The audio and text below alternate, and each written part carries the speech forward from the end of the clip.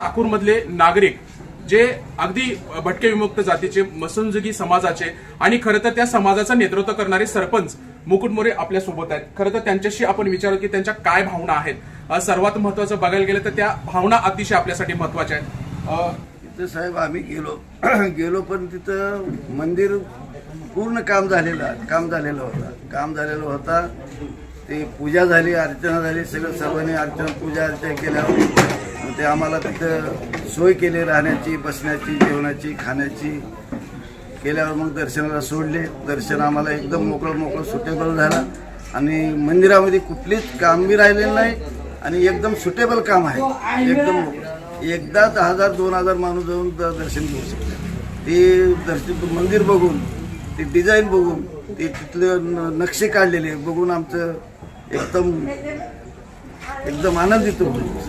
विश्व हिंदू परिषदेने तुम्हाला खूप मोठ्या प्रमाणात अगदी वाजत गाजत नेलं, जाताना वाजत गाजत, तिथे गेल्यानंतर खूप मोठी व्यवस्था केली, तिथे जाऊन तुम्ही दर्शन घेतलं। म्हणजे कशा पद्धतीने वाटतं, म्हणजे कसं तुम्हाला त्या बाबतीमध्ये तिथे कशी व्यवस्था होती? व्यवस्था भरपूर होती साहेब, कुठल्याच गोष्टीला तकलीफ नव्हती ना मला।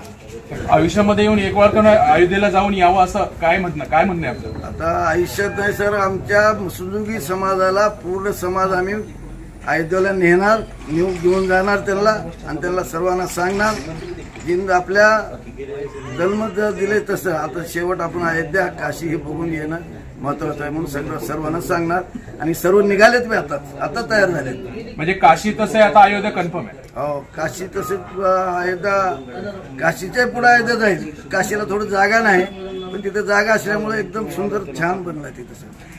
खरं तर या सगळ्या गोष्टी जर पाहिल्या आपण की एखाद्या म्हणजे मसुंजगी समाजाला हे जे काही नेतृत्व मिळालं, चाकूर सारख्या एका महाराष्ट्रामधून, लातूर जिल्ह्यामधनं चाकूर सारख्या एका तालुक्यामधनं जर एखाद्या व्यक्तीला राम मंदिरासाठी पहिल्यांदा ज्या ठिकाणी स्वतः भारताचे पंतप्रधान त्यांच्या हस्ते ह्या सगळ्या गोष्टी होत होत्या, त्या ठिकाणी खरं तर हा दर्शन सोहळा पाहण्यासाठी मसुंजगी समाजाचं नेतृत्व तिथं होतं। म्हणजे या समाजासाठी पण अतिशय मोठी भावना आहे आणि खरं तर त्यांच्या बोलण्यामध्ये एक आत्मविश्वास दिसून येतोय की ते त्यांचं असंच म्हणणं आहे, जसं काशी आहे तसंच राम मंदिर आहे आणि आयुष्यामध्ये प्रत्येकाने एकाच वेळेस नाही तर माझा पूर्ण समाज मी अयोध्येला घेऊन जाण्याचा माझा प्रयत्न आहे आणि तो आम्ही लवकरच करतोय असंही त्यांनी आता सांगितलंय।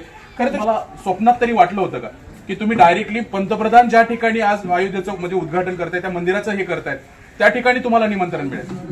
आयुष्यात काय साहेब, आमच्या आज्या पंजाने सुद्धा विचार केला नव्हता, आम्ही सुद्धा विचार केला नव्हता, पण ती मोदीजी आणि मोहनजी भागवतजी यांनी जे कसं रामलल्ला बघितलंय, कोण बघितलं की निमंत्रण इथपर्यंत येणं, इथपर्यंत भेटणं, आमच्याला एकदम गरिबी असल्या अशा माणसाला भेटणं म्हणजे आम्हाला फार भाग्याची गोष्ट असेल। म्हणजे डायरेक्ट मसुंजगी समाजाला नेतृत्व डायरेक्ट अयोध्येमध्येच, अगदी रामाच्या पुढेच, एकदम रामाच्या पुढे एकदम रामाच्या पुढे। म्हणजे आता शेवटी सर्व समाज मिळून अयोध्येला जाणार, म्हणजे जाणार, पूर्ण जाणार सगळे आता तयारी निघाले सर। मोदी साहेबांचे आभार का विश्व हिंदू परिषदेचे का सर्वांचेच आभार? मोदी साहेबांचे आभार, विश्व हिंदू परिषदचे आभार आणि आपले मोहनजी भागवतजी, योगीजीचे आभार, सर्वांचेच आभार, जवळ राम मंदिर ट्रस्टचे बी आभार।